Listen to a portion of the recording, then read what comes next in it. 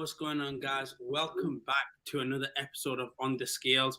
When we're shooting on the scales, you know what that means. It's big fight, big night, and I'm joined with my man Sugar Ray. How you doing? I'm shocked. I'm shocked by this big news. This was meant the On the Scales was already going to be a big one, and then obviously mid-afternoon we've got some more shocking revelations. So we'll go into that. And when we have On the Scales, you know we bring out the guests, and there's one man we had to start off with. Dark nemesis. And we met on Thursday for the Football Blacklist, and you mentioned it straight away how excited you were. I'm joined by one of our friends of the show, Ashanti. How you doing? Very well, personally very well, but yeah, as a fan, I'm absolutely disconsolate at the moment. So I'm sure we'll touch on it now, but gutted if I'm honest. Before we get you guys' views, because we are live right now as well, any comments, everything, Twitter, YouTube, let put them in. We're going to read them out, so we want to hear your guys' views as well. But with that being said, I think we've got to go into the breaking news. We had, like Ray said, we had this show build up to break down the fight as well. But around about midday, we got the news that Conor Benn actually tested positive for a banned substance, and the fight's up in arms. It's kind of in jeopardy. It looks like the promoters knew about this beforehand, before the statements came out. So I'm going to go to you, Ashanti. How bad of a look is this for boxing and for Conor Benn in general? Dreadful.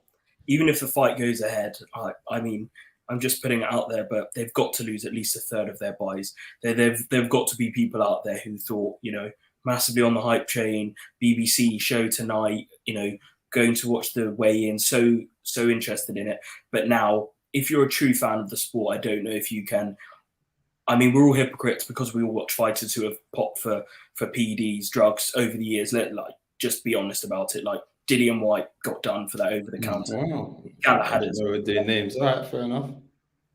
They got Tyson Fury. I hear it. Yeah, they've all been bad. We've watched their fights, so there's no point me saying, I've never seen a fighter that I would never watch one that gets caught for drugs. But I'll try and put this as succinctly as I can do. If a small-time boxer who was Southern area title level said, you know what, I'd never take drugs, I haven't done this, maybe there's been an accident or a storage issue, I wouldn't believe them, but maybe 5% of me would believe them. But do you know who doesn't have that argument? The multimillionaire son of a multimillionaire. Conor Benn is royalty in British boxing. Let's be very honest. Was it 17 million from that first fight, his father and Chris Eubank? The fight is only happening because of their fathers. He is a superstar off his own back, but, the Benn name is huge. Who do you think in Britain doesn't want this fight to go ahead? You don't think the board wants it to go ahead with the sanctioning fees they get? Eddie, Sauerlands, DAZN, everyone involved wants this fight to happen because it's a mega fight. I just can't believe that there's been a mistake happened. If I'm wrong, I'll hold my hands up in future. But go and research how many A samples don't test the same for B samples. And I've read, not just today, but I've listened to a lot of podcasts and read articles. I'm not saying I'm an expert. I know a tiny bit about drugs. The reason why he'll have a trace amount is because he'll have cycled it out. And if you don't understand what that means, it means you take prohibited substances and you kind of know that when you go into camp, they'll start testing you. So you take them up to a certain period and then you stop taking them so that by the time you do get tested, they're not in camp. And there are very good doctors who know how to make sure you don't test positive for certain things, because if he were taking it and he had a TUE, an exemption, you'd have loads of it in your system. You'd be like, I'm trying to have another child with my wife. We're having problems. Here's what I'm taking. This is it. Speak to my doctor. Why are there trace amounts? Was he eating chicken that has women's fertility products? We say this Glenn-Brutal rule gate all over again. Yeah, so I know I wasn't that succinct, but I'm not sure how you get done for, I'm going to say it wrong, is it like Clenafid or something like that? Something that helps you build testosterone, have more testosterone in your body and build muscle in a fight where you're taking on a much bigger man and you need to put on 10 pounds. I mean, accidents do happen. So Ray, with everything that Shanti just said, I guess, how much of a dark cloud did this put on the fight itself? And then also, I'm looking at Eddie here and Matchroom and everything. How much of a dark cloud is it on the full production thing itself? It's a dark cloud to a certain extent. And this is where in pre-production, me and Ashanti were having a disagreement. The general public don't care as much. They just want to see a fight. That's the truth. It's a harsh truth. It's a disgusting truth, but that is the truth. And I think if it was the case of a more known PED getting caught in the system, I think there'll be more outrage. Obviously, like Ashanti alluded to before, the type of PED that's been found is something where many people call it like a masking agent. So it's used to help hide other things. So to the general public, if they just hear is not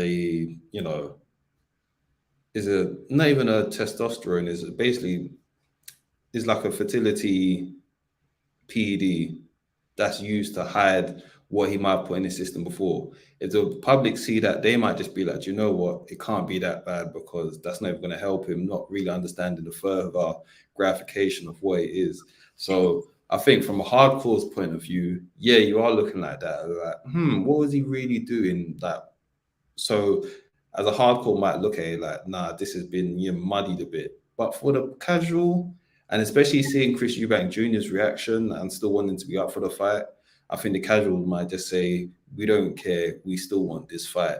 It's not right, but that's just the politics of boxing when it comes to general public. They're not as invested, so they don't see it as two human beings that are going in there to compete. They just see it as my entertainment's potentially going to be scratched off the weekend. So it'll be intriguing to see how it goes from here, because obviously he did pass all the UCAD tests. He got clocked by VADA, which is a World Anti-Doping Agency, if I'm correct. So voluntary, but it is a world. Voluntary. It is voluntary, but it's a world organization. It's a global organization, yeah. So it will be interesting to see. They could still potentially put this fight on, or they might do what David Hay and Chisora done and find a loophole and put it via Luxembourg. Is that why they call it Luxembourg? But it's interesting you say about Chris Eubank Jr., Mr. 60%, as I'm calling you. Going into this fight, I guess I would say the pressure was more on Eubank Jr. to come out with a win in this fight. Now with what's transpired, is there less pressure on him knowing that he can, I guess, say, look, I was 60%, Conor Benn's on PEDs, and also to make this, I guess, a bit more fairer, could they remove a rehydration clause, Ashanti? Yes to both points. I mean, it massively, all of the statements that he was making about I'm going to quit now are essentially irrelevant because, I don't want to get sued here, but Conor Benn there have been trace amounts of a banned substance that have been found by VADA. I don't think I'm crossing a line to say that. So if he wins, it's a Pyrrhic victory because you can't, I think the difficulty is the person that Conor Benn is. We love him because he's so real and so honest and, I don't care what Eubank's saying. I'm just going to go in and have a tear up. He's an everyman's boxer and fighter. Like, you feel like you can meet him on the street and then shake your hand and be exactly the same. And you'd be like, Conor's a proper, he's a hard man. And now there is a sheen of, uncertainty, I would say. And two quick points. One, does this now make what his father said, senior or English, as we may like to call him? When was the time that he started coming out saying Chris shouldn't be having this fight? Does it now not make you start thinking? Because remember, I'm not sure if everyone knows, apparently this has been here for 3 or 4 weeks. Like, this isn't a few days ago, they've known for weeks.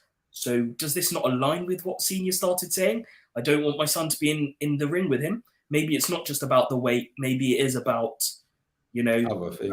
Or it might be the combination of the weight and the PED. I'm just saying it now. It makes a little. When people like, senior's a nutcase. Well, if you've unfortunately lost your son recently to a terrible tragedy, now do you want your other son to go into the ring with someone who, I'm trying to, keep to the line, but they're potentially on PEDs, yeah. And the last point, I'm going to make it quickly. I love Josh Buatsi. I think I may have mentioned it on a previous pod. He didn't fight Jean Pascal because Jean Pascal is a known drugs cheat, has been done for drugs previously. Again, not a story, like factual statement. Eddie said that they wouldn't sign because they didn't sign up to VADA in time, and it wasn't in the contract. There was a gentleman's or a handshake agreement, which wasn't enough for them. So why is VADA good enough for that fight to be put off? But now that Conor Benn has transgressed against VADA, VADA's not really the right sort of agency, and we should just disregard their tests. I think to that point, the one thing I'll say is obviously we know what is needed around this fight. DAZN, the pay-per-view, so it's a revenue fight.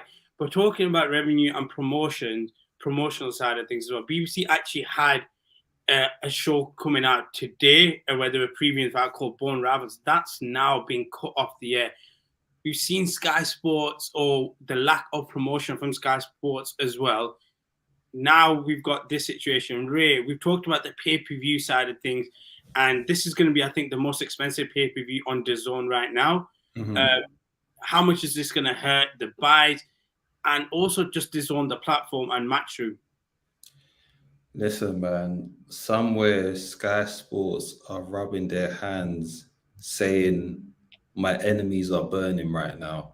Sky Sports have been loving it, and their level of petty since the Matchroom Sky Sports split has been disgusting, because I'm not trying to be funny. As much as you man are like Eddie Hearn, they've got a lot of fine British fighters on their roster, and I've seen minimal promotion, not even just minimal coverage, not even promotion, but coverage of Matchroom fighters that happen to be some of the best in the UK. So it's a shame, but listen, man, in situations like this, your promotional enemies, they're going to be jumping for joy, and for DAZN right now, it's not looking good. Or as Castillo likes to say, it's not looking good, bruv. Because, boy, this is a crazy state where DAZN are still looking to, increase their presence, and a lot of people complained about how they started and what they initially said, that they're here to get rid of pay-per-view, and then this was gonna be like, it's almost like this was a candy with a medicine type of moment where DAZN were going to be like, listen, we know we said no pay-per-view, but what spectacle we're going to give you. And then now it's been tainted, and you know who I feel sorry for the most? Chris Eubank Jr., that anti-hero that we needed but don't deserve. This guy has been promotional gold. It's hurtful, because I feel like for this fight, he's really come into his own. And the trash talk has been superb. He's not coming in with fake aggression. His mannerisms have just been A1. And I honestly hope after this, people get behind Eubank, or not even love him or hate him. I hope he gets the attention he deserves, because my goodness, what a force this guy has been since they've gone on the promotional run. And I hope it doesn't go to waste. And I know he's ranked #1 in some of the boxing bodies for middleweight. And I really hope he actually goes for that middleweight title now, because you see a world with Chris Eubank Jr. as world champion. Must watch TV. Listen, if you think he's cocky now, if you think he's sarky now, I need him with a world title. So if this fight does fall through, get Chris Eubank Jr., just get him a fight, a takeover fight, make the fight available just for normal subscription. Don't make it pay-per-view. And if Wasserman are doing the right thing, work with DAZN again to maybe even make Eubank versus Triple G on DAZN. That might be the fight. That is the saving grace of it all, is that they can still make that. So DAZN right now, yeah, they're muddied, but we'll see what happens. And with that, we want to hear your guys' views as well. So have your share, join in the conversation, get in touch on all the social media platforms as well. We are going to have more guests on during the show as well to give their views about what's transpired literally today as well. With that being said, I do want to then break down the fight as well. We do have the tail of the tape here in terms of both fighters. And I want to speak to Ashanti first. When you look at this, what stands out to you where there's the big discrepancy between both fighters if this fight goes ahead? For me, it's the height and the reach. I'm not going to lie, I'm the smallest man around, but Conor Benn is not much taller than I am. I think he's lucky if he's calling him 5'8". I think that might be like a dating app 5'8", you know, like a bomb, like a real 5'6.5". You're wrong for that. But I lived in that world, so I know what it's like. But I've met him in real life, and I don't see him being 5'8". But that's by the by. Thinking about, I had all my notes and then I threw them away because I was so angry when I found out about the test. But for me, all Chris really needs to do is in that neutral area, i.e., where he can control Conor, he just needs to flick his jab out and know that, and Conor needs to know that backhand can come behind it. Because if he does that, I know Conor's got great head movement, and I think we know why he's so fast now, so powerful and fast, and how he gets into range so quickly. He's a very good fighter, so improved. But Chris can hurt him because a man who's 3 inches taller, and the point I'll make that's slightly away from the main point is there is a big difference between being 157 when you're out of camp and being a guy it's about frame. Ray and I could be 157 at the same time, but doesn't mean that our bodies are 157 in the same way. Chris is a naturally nigh on 6 foot man. He's a big guy. Conor is eating up and bulking up to that size. So when, as long as he's not too weight shamed, when they're in a clinch, Chris is probably going to win, because he's so much bigger. And he just needs to keep that jab. When Conor wants to come in, Chris needs to pop that jab out and then just throw the right hand behind, because 2 of the arguments are Conor can knock him out and Chris can't hurt Conor. Well, Chris didn't try and knock Liam Williams out, who's fought at a decent level, and he could have easily knocked him down 3-4 times in the fight. And the jury's still out on that performance about Liam Williams, but I hear I thought it's a factual statement about the knockdowns. I didn't think it was, but and then equally he can get knocked out, but George Graves didn't knock him out. What, you mean the guy that walks around at 185? Oh, no. Listen, one thing that can never be tested or debated, shall I say, is Chris Jr.'s chin. Junior has an absolute solid chin on him and can take a shot.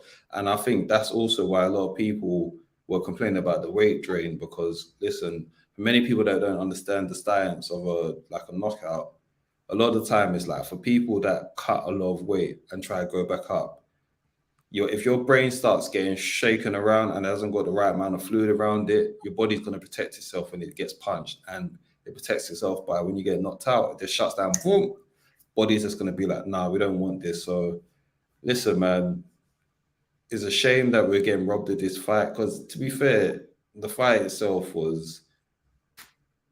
wasn't evenly matched in the first place, but we enjoy the spectacle of the histories of the fathers. You got 2 sons that are looking to get at their father's shadow. And then now it's just a case of, how does Matchroom pick up the slack from this? And here's another thing as well.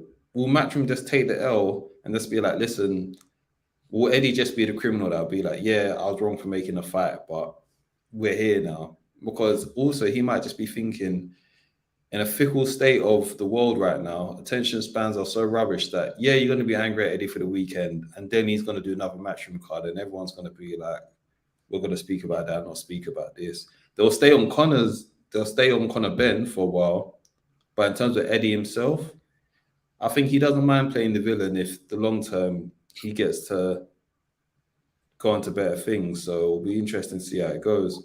It's interesting. I was going to say, it's interesting you mentioned Eddie, because he's got Joshua.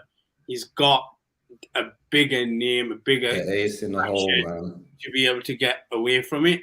However, what I do want to talk about then is Conor Benn. Ashanti mentioned how Chris should be able to win this fight comfortably in terms of what he has as advantages. In terms of Conor then, moving up, outside of what's happened today, what advantages does he have that allows him to win this fight, or possibility to win this fight then, Gray? I was going to say there's ferocity that he fights at, the pace that he fights at. One thing that Chris Jr. can be criticized for is that it's not that he doesn't have work rate, but his output sometimes has been criticized for, why doesn't he, go for the kill sometimes, or why does he seem a bit too relaxed? He doesn't go for it like he needs to. And I think evidence with that was with Denzel Bentley, 2 weekends ago, knocking out Morrison. But then with Junior, he was like, he said he was toying with him, but I watched that performance, and for me, I didn't feel like that was the case. So I think now the big thing is Ben would go in there, try fighting it inside, start sticking it on him, and then it will be interesting to see like his fighting against Eubank. Can he out clinch him? Can he use the advantages of him being the smaller fighter in different ways? Will he embrace the dark arts of boxing to, get that advantage over Chris Eubank Jr.? But we'll have to wait and see if that happens. And with that, we do have our first guest in the building. Andrew, how you doing, man? Not too bad, brothers. How are you? All good, all good. So Good, we're talking about, prior to you coming on, about the revelations about what happened earlier today. So I just want to get your views as well. What are they in regards to the testing, and do you think this fight can happen? I think with the testing, personally, I think it could still go on, to be honest. To be honest, in my own opinion, I think it might have been like a media stunt or something like that. But because majority of the people that get tested, they'll be banned. They won't be allowed to fight. Do you know what I mean? There'll be certain protocols that they'll have to go through. And it seems like that's just been whitewashed and they'll be fighting still. So personally, I think it might have just been a kind of a media stunt, maybe, or who knows? Do you know what I mean? Unless one of the two fighters or someone on their team actually comes forward and says that this is what's really going on, I personally think the fight will still go on, to be honest. I was going to say, being an amateur boxer, have you ever seen anything like this happen or not in the past? No, I've seen people been tested and they've obviously had bad substance in their system, but then that's had them been banned. The fights are no longer going on. If they've had any belts that are up for grabs, they'd be stripped with.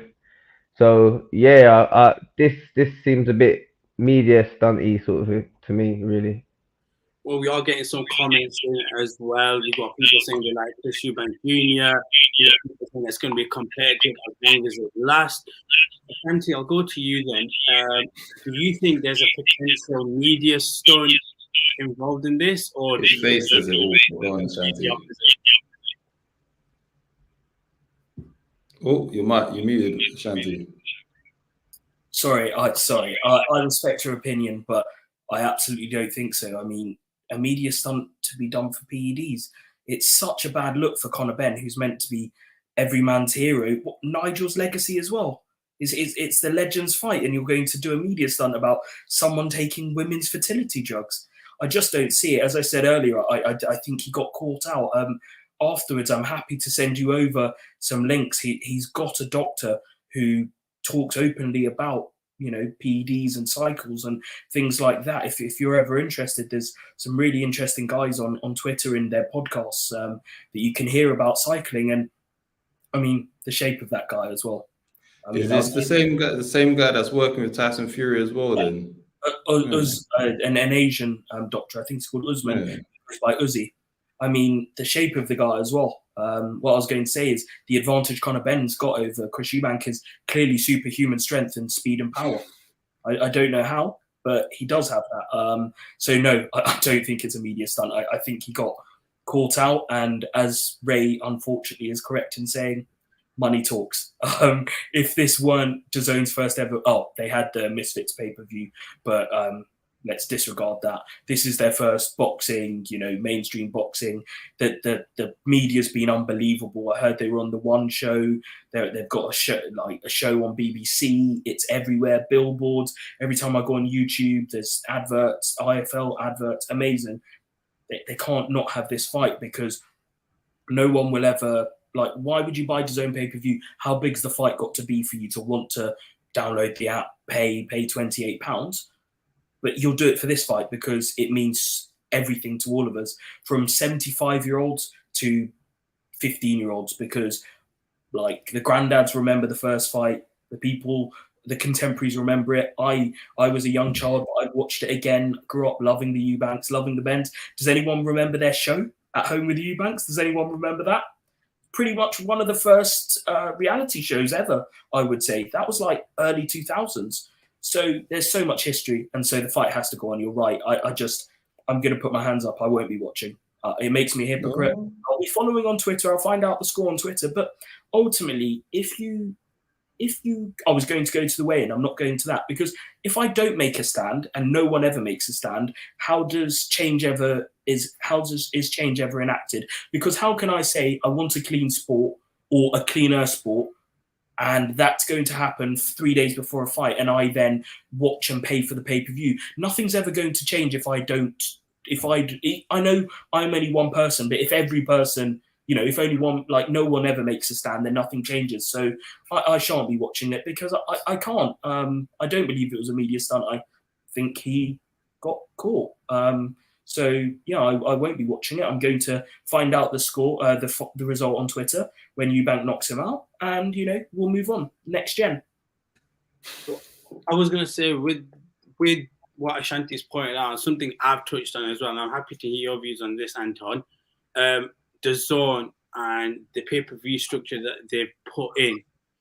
How do you feel about that yourself first? And is this the right way forward for the zone to be marketing a lot of events that are coming up that could be classed as pay-per-view, but also fit in that middle ground where you can keep them on the subscription basis? Personally, I think it's good revenue. Definitely, what the fight's going to bring is definitely going to bring good money. It's a rivalry, like the fella there was saying before. Sorry, I forgot your name, but I reckon. I'm sure, ain't it pay-per-view though? I'm sure it's pay-per-view, no? Yeah. So I'm sure that's made a lot of sales. I'm not quite sure how much it's made. I'm sure it'll bring in some good numbers. What I've heard that the purses are very healthy as well. So yeah, man. I don't know. Maybe if you get a rivalry like this again, you won't really, unless someone like Ricky Hatton's son and maybe, I don't know, Mayweather's boy will get into it. You know what I mean? Like, but hey, let me. I don't know if you've seen the clip of Mayweather and Pacquiao's son going at it, where they so it can be a trend now. Do you know what I'm saying? Like, them boys are way too wealthy to get in the ring. There's no way. Starting to take on what their fathers have left behind. You know what I mean? So, yeah, man. I reckon it's good for the sport. Definitely, they're holding down the family names, and it just I will be definitely tuning in to watch it. So, I'd like to see how it turns out. Really. I was going to say then, Ray, on that point, whilst we just stay on, I guess, next gen, how many rivals can we see come from past fathers of boxers and stuff like that? Do you think legitimately, can we see that Pacquiao-Mayweather rivalry, like Anton, I'd say with Campbell Hatton, little things like that potentially? Or you know what? It all down to the fighters, really. But I don't think there's not really as much bad blood as there is with actually the Benn and the Eubank name. Do you know what I mean? So it's a possibility that it can happen, but who knows? That's just for future speaking. Do you know what I mean? So hopefully it'll be good for boxing, but let's see. What about you, Rick? I was going to say, I think it was more the Suns' intensity that sold this rather than actual rivalry, because it's more like Eubank, you've seen his interviews where Eubank feels insulted that Ben even thinks he can step to him. And with Ben, you know him, he just brings the energy. Every single person he faces, he lets people know that, yeah, I go to sleep in silk sheets, but I'll wake up any day, I'll grind harder than most. So I think it was intriguing because of just the clashing personalities. Like I said, Chris Eubank is the anti-hero we need and not deserve, because the way he's been going on about like the promo for this guy's been letting people know that Ben's not in his league, but he's been saying it in a way that he's not even trying to like cuss him out. He genuinely believes, like, I don't understand why you lot keep on thinking this guy can speak to me. The Eubank name is too strong and the Benz will take another L. So I think obviously this whole PD situation is going to put a black cloud over the event. But if they can still make it happen, I think there'll be, unfortunately, people like negativity. So I think there might even be more intrigue for the fight because of it. I know Ashanti feels a way about it, but that's just the world we live in, man. Listen, I'm an MMA guy. I saw Conor throw a trolley at a bus and they put that in a promo. This is just the world we live in. Sometimes people like the circus show of it all will make more casuals come into it because listen, my sister does not care about sports. She don't watch sports and nothing like that. And when she comes up to me about a fight, that's when I know, okay, this is really hitting the masses. Because she even came up to me saying, "Yo, when's this Benz versus Eubanks Junior fight happening?" And that made me know, okay, this is a big fight because she don't give a F about sports. So, I think economic-wise, it's still going to be a big opportunity. But reputational-wise, Eddie Hearn better get ready to take a lot of shit for what's going to come to him if this fight still goes on. One question about what you said about the trolley being thrown, and equally about David Hay. I think he got banned because of the fight in Germany with Klitschko and throwing the camera, John Charles or Adam Booth.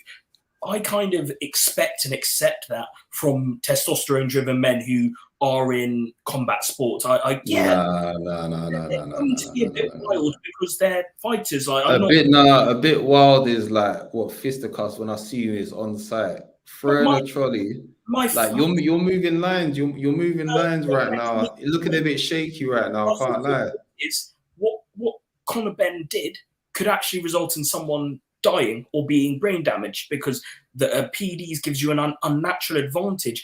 And as I mentioned pre-production, they're two sons of two men who sadly were in rings when Gerald McLennan and Michael Watson both got irreparably damaged for the rest of their lives. So to know that that's happened, Conor will have met Michael Watson over the years, to know that that's what can happen when things go wrong. And then for you to take an unnecessary advantage and potentially have the ability to do that to someone else's son, whose brother passed the year before, to me, that just, it's something that I fundamentally can't morally and ethically get behind, because a boxer throwing a punch at someone else at a weigh-in or a press conference, all right, that's not right, but it happens.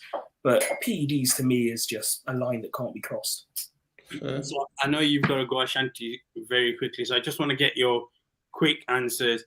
One, do you think the fight will happen? And two, what's the outcome if it does? Yeah, of course it happens. Eddie Hearn can turn water into wine. He will make sure it happens. DAZN and Eddie Hearn, they'll make sure that the right people have the right stuff so that the fight can happen. Do you know how much it costs to rent out the O2 on a Saturday night?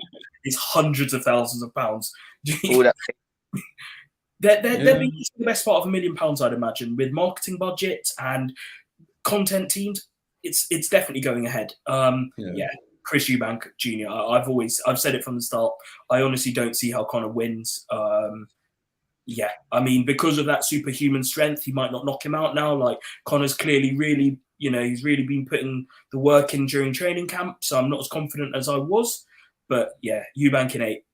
No problem. Thank you, Ashanti, I guess, for coming on. And anytime you're free, let us know. We'd love to have you on as always, and enjoy your evening. Thank you ever so much. Have a good evening, guys. Take care. So, Anton, obviously, with yourselves being a boxer and stuff, I guess I want to hear your views. If you're 1 week out from a fight, and you hear news like this, what would your reaction be if you were in someone like Chris Eubanks' situation? I guess it could be frustrating because I've had fighters pull out on me before. So, and you've trained for so long, maybe 3 months, 2 months, depending on whatever your camp is.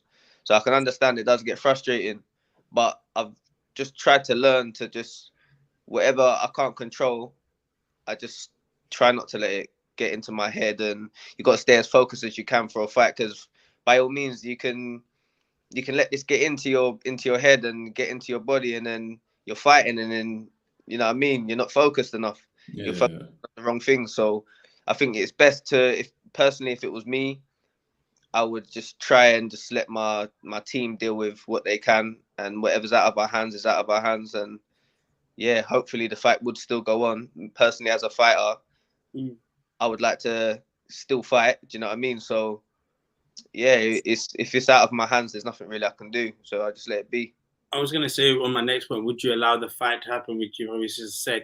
Speaking on fights, though, how are you going with training? Is there anything upcoming that we should know about as well in your amateur year? I'm fighting November 13th at the York Hall. Yeah, and training's been going well for that. Camp's been going quite well. I was sparring yesterday. I went in for a light training today, and then I'll be sparring tomorrow as well. So yeah, training's going quite well. I'm so close to my fight weight as it is already, and we've still got what I'd say 6 weeks out. So yeah, I'm really looking forward to it. This is the longest camp I've been in. It's 3 months.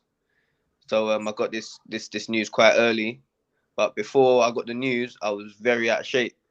So I think the reason why I was given the news so early is gave me time to get myself back into the gym, get in the swing of things, and yeah, right now I'm in good shape, and I'm ready to just put on a good show. I think one of the things that has actually been touched about in this particular fight is weight, making weight, losing weight, etc. Talk to me about yourself. You just alluded to the fact that you felt or were out of shape. In terms of getting into shape for your fight, and for people who don't know, what do you fight at? I fought at various weights. So I've got belts at super lightweight, and this time I'm going up to super middleweight. Okay, so to make that weight, and as you said that you were saying yourself that you're out of shape, what goes into a training camp for you? What type of diet is it? Without giving too much, or if some form of insight, yeah. So this time around, my diet, I wouldn't call it a diet. I've just been eating as clean as possible. Where I had the weight already, it wasn't so hard to get down to the super middleweight. Whereas if I was fighting at lightweight or super lightweight, it'd be very struggle to get back down to that weight. But it's been quite well. I've been eating as clean as possible, so a lot of grilled stuff and not so much takeaways. I love a takeaway. Do you know what I mean? I haven't had any cheat days. Do you know what I mean? So I've just been, I've had a few eclairs. I'll keep that on the hush. You know what I'm saying?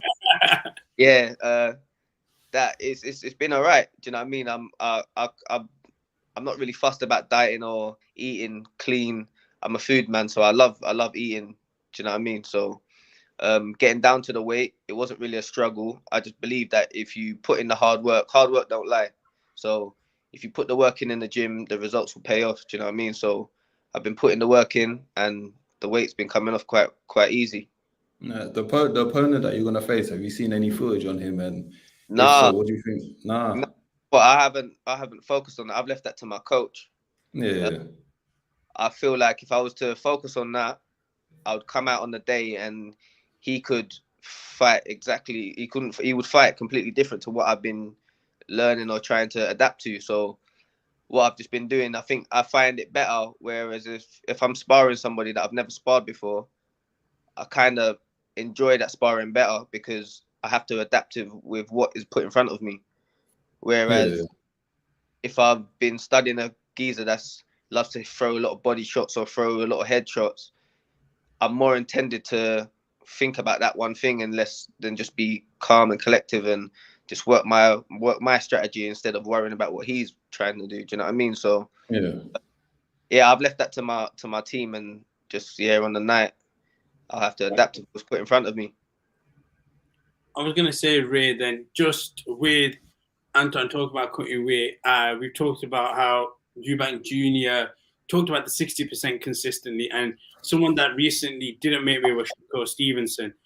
Do you think this gives Eubank JR a bit of a leeway if he, let's say, didn't make weight, to say, look, we've got one side Conor Benn, and then here I've not been able to fully make weight?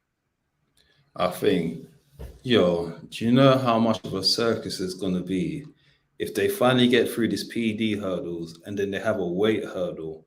Because you've got to remember the next day as well is like, what is it? I think Eubank JR has to weigh in at a certain percent at 11 a.m. the next day. Clause as well, isn't there? So the next day, I think he can only put on a certain amount of weight. So, but I like the whole thing of like how Eubank Jr. has been trolling with the videos. I don't think that these videos are from this week. All the like Key and all the my man that does, you know, Salt Bear, and I don't think that's from this week, man. I think Eubank Jr. just knows he's gonna get a lot of people hot under the collar by posting those videos.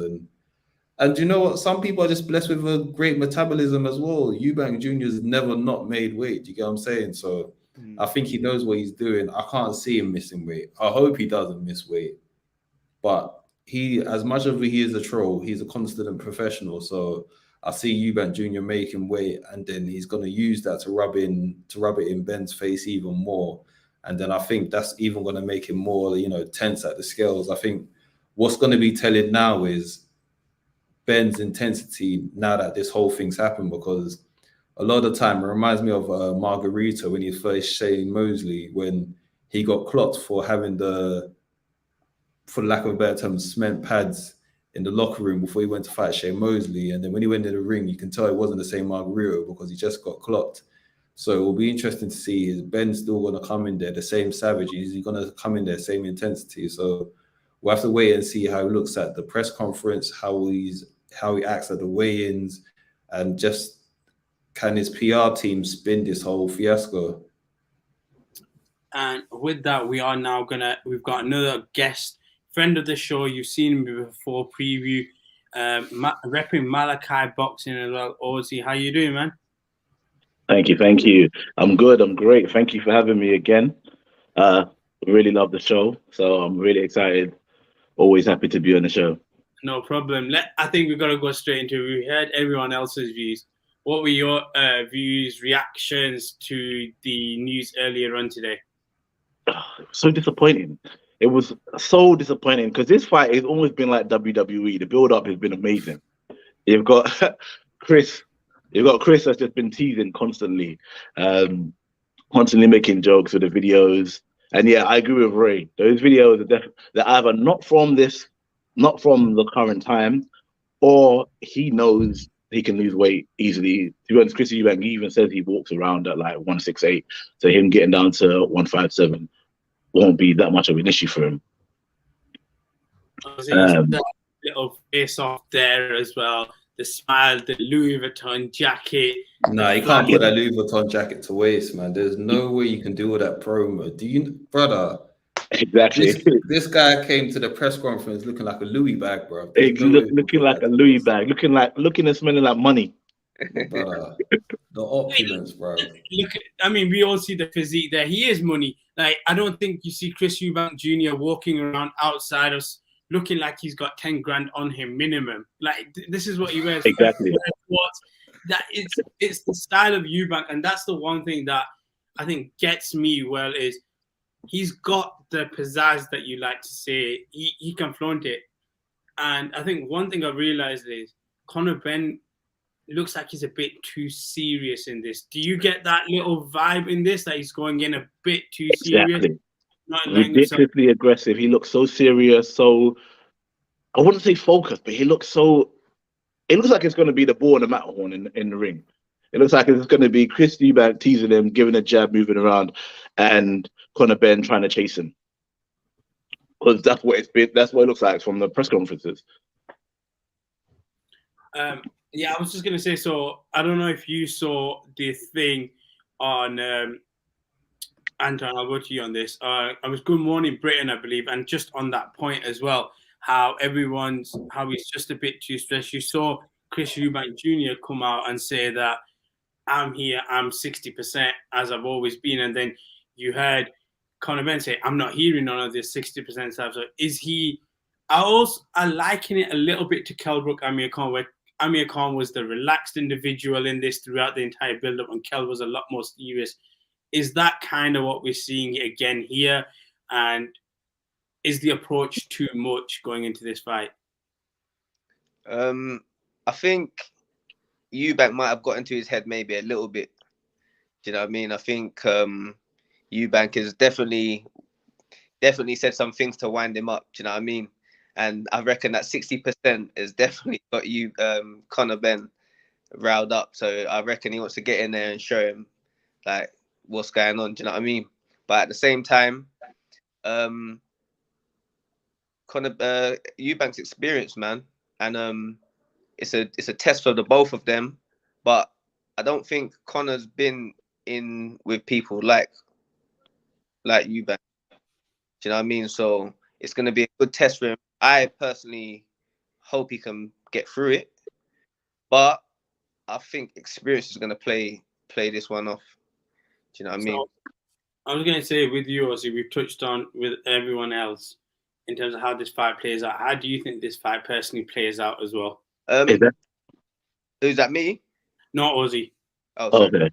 Okay, I completely agree with him, to be honest, because there was when Chris Eubank lost to George Groves, the pre-fight press conferences, George Groves was saying there's levels to this. There's levels, and Chris Eubank hasn't been at that level. And I took it lightly until I saw what the fight was like, and I saw George Groves just use his experience, jab, popped Eubank with a jab, moved around and did his thing on Eubank. And I think this is going to be exactly the same, a very similar case in terms of like Eubank using his experience to walk out a victor of the fight. So with that, I guess I'm trying to say to you, who has more to lose in this fight? Oh, Chris Eubank definitely has a lot more to lose. He's even said, I don't know if it's true. He said he's going to retire if he loses the fight. I don't know if it's true, but I like to think of him being a man of his word. So if he loses, he retires. To be honest, if he loses, where does he really go? He ain't really got anything. He can't really challenge for world titles. Losing to a welterweight. How you mean? You can call that Jake Paul. Yeah, he can become a celebrity fighter, an exhibition, a celebrity fighter, go and fight Mayweather. But in terms of fighting for world titles, that's going out the window if you can't beat a welterweight. A welterweight that's not necessarily classed as world class as well. Well, yeah, just on that though, because of what's happened, has Chris Eubank got a lot to lose, or is it now a case of he's got an excuse to potentially lose? Is that for me? Yeah. Yeah. I personally think it's not an excuse to lose. I can't really see him losing it just due to experience. But if he does, then I agree with the rest, man. He's just going to be an exhibition fighter after that, because I don't see anyone really giving him them sort of title shots. It's not that he's lost a lot. He's lost to credible people, to be honest. Do you know what I mean? Billy Joe and George Groves. There's still a comeback from it, maybe, but he's just going to have to then climb either the domestic ranks or the world ranks. Might have to maybe sit back for a bit, so he might have to climb the domestic ranks to, you know what I mean, to put himself back on world level. But if he was to retire, he's sitting on good money, I reckon, anyway. All them Louis jackets and stuff like that. Exactly. So, money ain't an issue for my man. Yeah. Sure.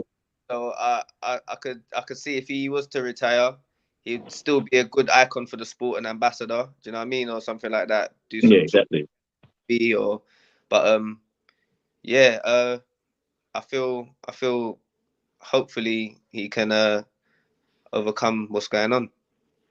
And Ray, what about you then? Let's say Conor wins.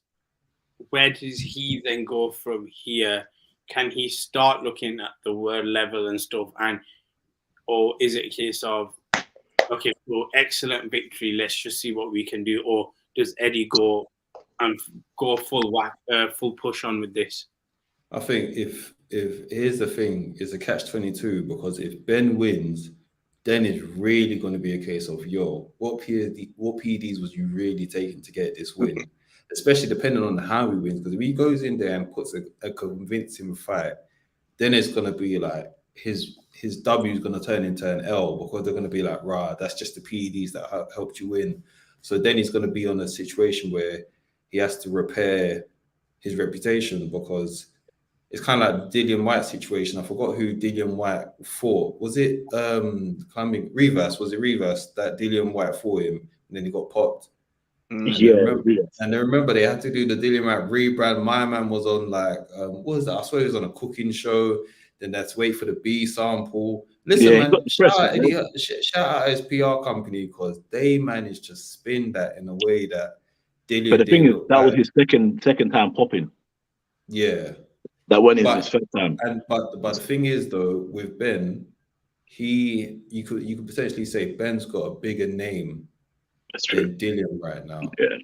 So for him to get popped and a win is looking booky for him. It might, as And the bad as family. it is, it might exactly that. As bad as it sounds, it might be better for him to take the L, because then he can say, "Look, see, PEDs don't mean nothing to me. I'm just gonna go back, work hard, and fight my way back at welterweight." I think he can spin it more if he gets a loss. Yeah. But obviously, you're not going to be fighting for a loss. This is boxing. Yeah. You can't just take L, because I'm But- sure that. Sorry, say it again. Bearing in mind, if he does take the L, that doesn't affect his welterweight position. He's still, Exactly. Yeah. you know what I'm saying? So he's not really, doesn't really have nothing to lose, really, because that's not really his natural weight at fighting. So Yeah. take that fight, take the L, okay, 1 or 3-0 to the Eubanks, but then you're still fighting for a world title. Do you know what I'm saying? So So 3-0 to Eubanks. Yeah. Nuts. But he's gonna have to hold that. Yeah. you know, It's 3-0. interesting you said that. Then let's do the historical side of things. Say we're looking at Chris Eubank Jr. to win this fight. From a historical side of things, how bad does that look in terms of the full rivalry then, Ozzy? Is it a case of, this just one family is just too dominant over the other? Or like, how do you live this down? Because this is proper feuding. This isn't some little thing on the side. This is two families that did not like each other. No matter how Senior is outside of boxing, with his calm attitude and everything, inside the ring, he was an animal. Yeah, but let's clear it up. Sorry, the first fight was a win. Second fight was a draw, wasn't it? Yeah. Yeah. Sorry, but yeah, if Chris Eubank Jr. then goes out and wins again, then I think the rivalry, it's no longer a rivalry anymore. It's one family hating on another. Let's be honest. It's one family wanting to aspire and slightly wanting to be another family, because the family's just shown that they're better. Would have just shown that they're better. Sorry, go ahead. Just finish up. I'm sorry. Yeah, I was just gonna say, yeah, they can make all the excuses in the world, like, oh, it's the wrong time. Chris Eubanks more experience, and the fight should happen at a later date. But they're fighting now. I was gonna say, with that being said, this is our final guess. It looks like it's a bit of chaos everywhere right now. But we've got Jamie from Punch Perfect Boxing. How you doing, man? Yeah, I'm all good. Thanks for having me, guys. Been listening to your talk for the last 10-15 minutes. So I've been enjoying it. I was going to say, now you've listened, now we need your views of this. First things first, I've asked everybody else as well. When you heard the news in the morning or afternoon, what did you make of it, and has it tainted your expectation of the fight? Yeah, it's definitely tainted the expectation. It doesn't make me think that Conor Benn has a better chance of winning necessarily. It didn't make me think, oh, wow, it's going to be a little bit more competitive now. But I don't know what it is about boxing. It just doesn't seem to happen in any other sport, where something this crazy can happen 2 or 3 days out from the event and you not be entirely shocked. Like, I don't know whether it's like a few weeks ago with Shields Marshall, where like that's being thrown up in the air a couple of days before, obviously for different reasons. But in boxing, it just feels like until they're stood across from each other on fight night, the ring walks are done, the referee's introducing them. Right up until that point, it can fall through at any stage. So I'm not entirely shocked, but it's still like disappointing nonetheless. I was going to say, it's interesting you said that, because I remember when Khan and Brook fought, it was even the gloves. Like, there was a little point there that the fight could have just In the ring. It was that close to ending. But on that then, with Eddie Hearn and Matchroom, how bad of a look is it for them, knowing that they've got, I guess you could say, a marquee fighter going into arguably his biggest fight from a career standpoint, but also just as a rivalry standpoint, and this comes out now? Yeah, I mean, the issue for Eddie Hearn is he's done so many interviews in the past that there's always something for someone to dig out and pull up of him contradicting himself. I've seen the videos today where he basically says that, like, you shouldn't listen to what the UCAD says and you should listen to what VADA says. And now today what he's saying is completely the opposite. So no matter what he says, there's going to be proof that he doesn't fully believe that, and he's just going to go with what he can to make the fight happen. I've seen tonight they're talking about like the Luxembourg Federation taking over the fight and hosting it. He just wants the money at the end of the day. It's come too far now to throw this event off, and I think he'll do whatever he can to make it happen. And by the looks of things, there's a bit of a loophole with the UCAD and British Border Control situation. So we'll wait and see what happens. British Board are trying to get paid as well, man. I don't care what no one says. 100%. They're trying to get paid as well. Of course. I was gonna say then, it's interesting you said money, because we're in an industry where I think money is at a premium. Everyone gets fight. Everyone deserves to get paid, and everybody does get paid. You've seen UFC fighters transition over. One thing that has gotten a lot of people annoyed is pay-per-view, and the new, I guess you could say, the new DAZN model. What's your opinions on that, and also the pricing on the pay-per-view? Because where this differs from even you could say Sky or BT is, you can't just buy the fight outright.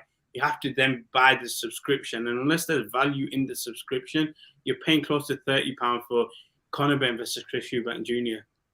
Yeah, you're paying basically for the novelty of Eubank and Ben and their fathers and the legacy that they created. You're not paying for the fight itself, because it's a welterweight fighting against a middleweight. It's not too elite in their weight categories either. So the fight itself isn't something worthy paying for.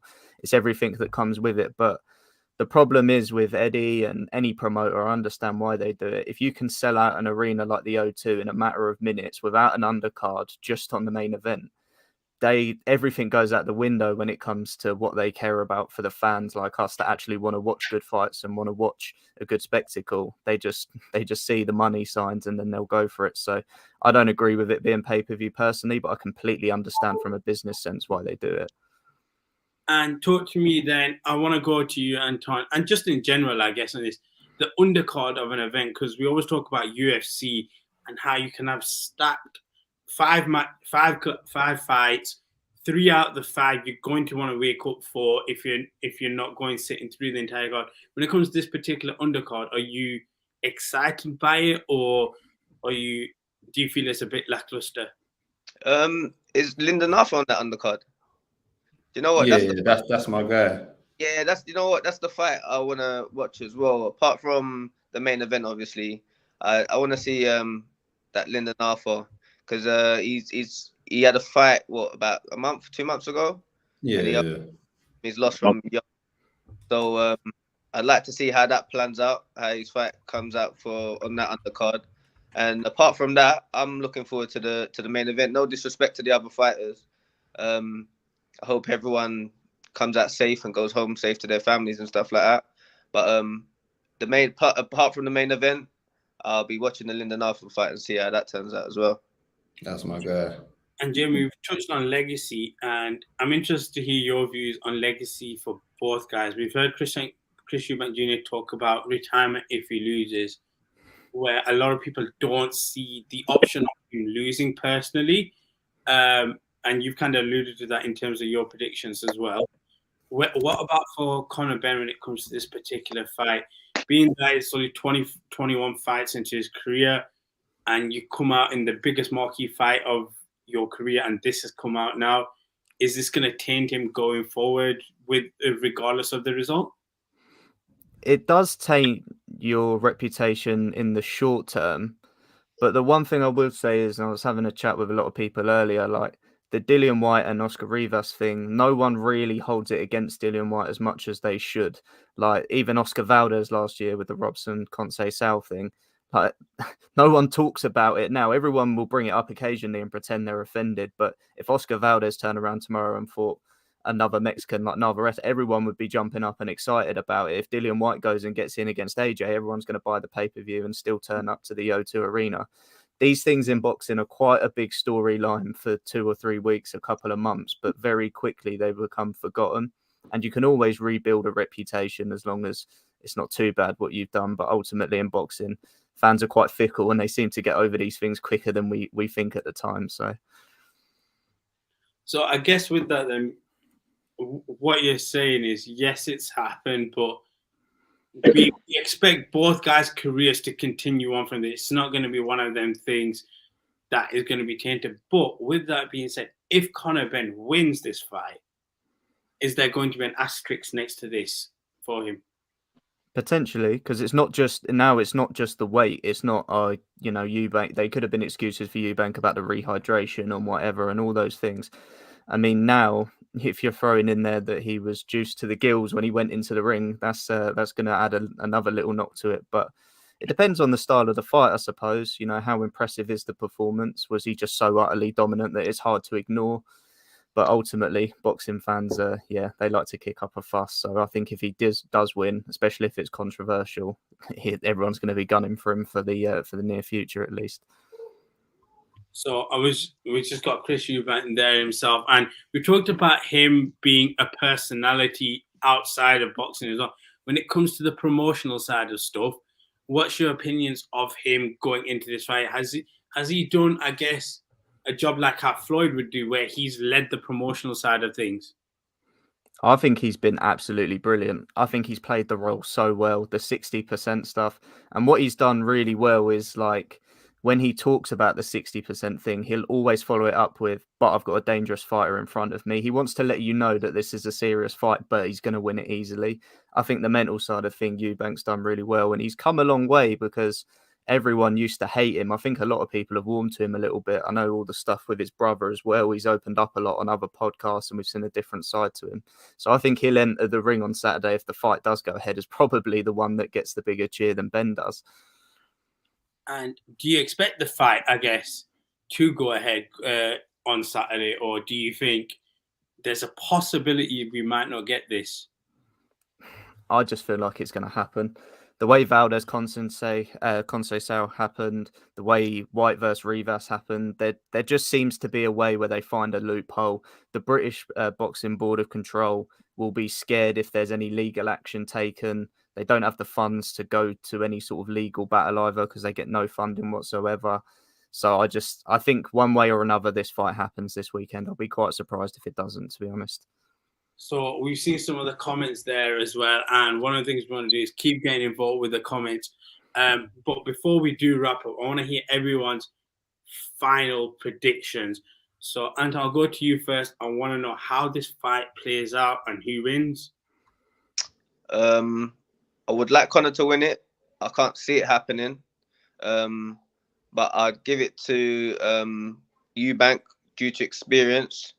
And I think he's just going to give him a boxing lesson, I think. I reckon he's just going to jab his head off and dance around him, mate, to be honest. And obviously, I'll go to you next. Similar questions, predictions. How does this fight end? Are we seeing Are we getting this fight to go to the distance or a knockout? You know what? Initially, before this drug cheating fiasco, I actually thought Conor Benn would win it. I just think Chris Eubank is underestimating him a bit too much. Now, from this, from a psychological point of view, I feel like Chris Eubank kind of had the upper hand. And if Eubank is going to win, it will definitely be by points. He'll be outboxing him. So my money's on Chris Eubank by points. And Jamie, what about yourself then? I know you kind of alluded to it, but just break it down a bit more. Knockout, points, where we're going with Chris Eubank. I think Eubank's going to stop him late, mainly through tiredness. I think for Ben, the added weight, I think, will play a factor. He's very uptight and he explodes with a lot of shots, but with the added weight, I think that will wear him down quite a lot, especially as Eubank's got such a good chin. And because Eubank's so egotistical, I genuinely believe he's going to try and replicate what his father did in the first fight. Just wear him down, let him work himself out, and he'll try and stop him between 9 and 12. And my co-host, my partner in crime, Sugar, where are you going with this? Listen, man, I guess it's a Eubank Jr. whitewash because I can't see him losing this fight. From the weight advantage to just the psychological advantage, the experience advantage, I think Eubank's going to go in there, going to flick out his jab quite a bit. He's going to showboat, try to get him angry. And like I said, I think he's going to take advantage of Ben not going in there 100% mentally. Listen, man, this is a game of inches, and any advantage you can get over your opponent is important. And this is a big advantage that Eubank can have over him, because if that press conference tomorrow, Eubank's already has been winning the war of words. Tomorrow he is going to absolutely batter him in the press conference. And I don't know if Ben can still talk with the same vim. He's going to go in there with PR answers. I can only presume anyway, he's just going to go in there with the same PR answers, trying to, play down this whole PEDs thing, while at the same time, Eubanks just gonna go in there and be boasting about him like, I'm drug free and I want to beat you at 60%. And I just hope from this we appreciate Eubanks Jr. more, and I want him to go for a world title because, like I said, I want to see the audaciousness of Eubanks Jr. with a world title. So hopefully we can see that. I do. And with that, we are going to wrap up the episode today. It's been a long one, but it's been a great one. We've had a lot of conversations in there, and the conversation as well has been flowing all over social media as well, on YouTube, the whole stuff. And even though this video wraps up, we still want to get all your comments as well. With that, first, I'm going to come to you, Jamie. Thank you for coming on. I know, obviously, you're quite a busy person yourself, so we appreciate your time as well. I appreciate it. Thank you for having me on, but I've been looking forward to getting on the channel at some point, so enjoy chatting with you guys. Anytime you're free, just drop us a message. We're happy to go. Same with yourselves, Anton. I know obviously you're in fight camp as well, so good luck with that. Hopefully everything goes well, and you find an iconic venue as well. I think a lot of people need to respect that as well. And friend of the show, Orsi, as always, lots of love and respect for coming on as well. But Ray, I'm going to give you the final word as always. Listen, man, everyone stay weighed in. Thanks for all the love and everything. Thanks for tuning in, and we'll catch you soon. With that, peace and love.